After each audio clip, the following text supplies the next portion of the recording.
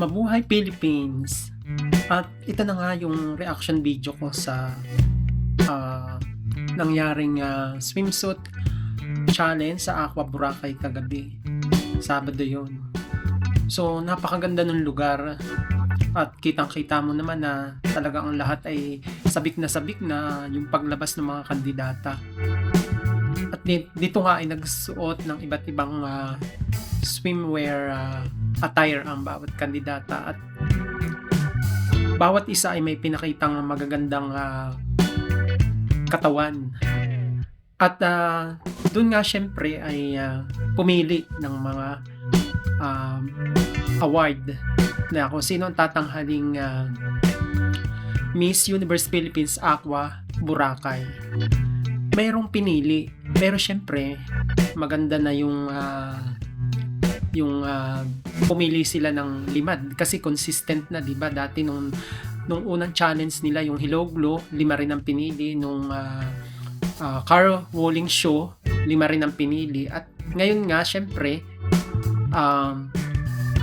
tumatak na sa mga pageant fans na 5 rin ang pipiliin.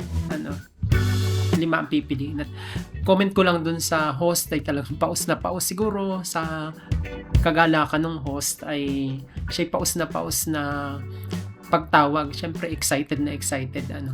Doon sa pagbibigay, matapos na yung swimsuit challenge ay nagbigay na ng mga award. At yan nga, excited ang lahat. Unang tinawag si Miss Kainta. Yun, sigawan ng lahat. Talaga namang compose.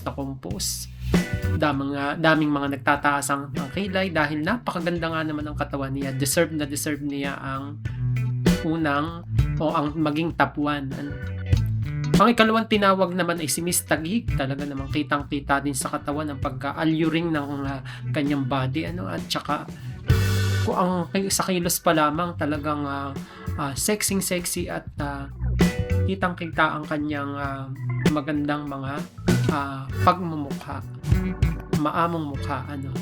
At ang ikatlong tinawag naman ay si Miss Bacoor. Paus na paus pa rin yung host sa ka-excited sa pagtawag. Talagang compose din si Miss Bacoor. Nakatanggap siya ng bulaklak tsaka ng cash gift. Ika-4 na tinawag ay si Miss Iloilo. Talaga namang compose din ang kanyang mala hurricane walk. Lakad si Iloilo.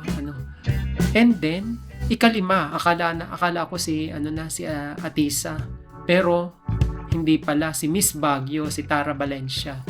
Talagang consistent itong si Baguio mula dun sa Hello Glow, kasama siya sa Miss Car Rolling competition, at ito nga dito sa Aqua Boracay swimsuit competition. So syempre nakakapag-isip wala si Atisa. At yun tinawag siya na pang-anim si Atisa. So syempre parang sa palagay ko, sa akin lang palagay, ano kaya ang placement ni Atisa sa Miss Universe final? Kasi talagang may na-miss siyang isang award dun sa car rolling, samantalang si Baguio consistent mula dun sa Hello Glow. At syempre dun sa car rolling show, at ngayon nga ay sa Aqua Boracay consistent. So syempre nagbigay ng hanggang 8 contestant. Kasunod na ay si California na talagang gandang-ganda rin ang katawan. At nagbigay ng mga iba pang mga award hanggang, I think parang hanggang 20 yata yun, bilang consolation prize. So yun lang mga kapageant fans ang aking reaction video. Sa akin lang yun naman, reaction ko lang yun. At hindi ko alam ang inyong sariling reaction. Yun yung nakita ko lamang sa ginanap na Aqua Boracay Miss Universe Swimsuit Challenge. Doon lamang mga kapageant fans.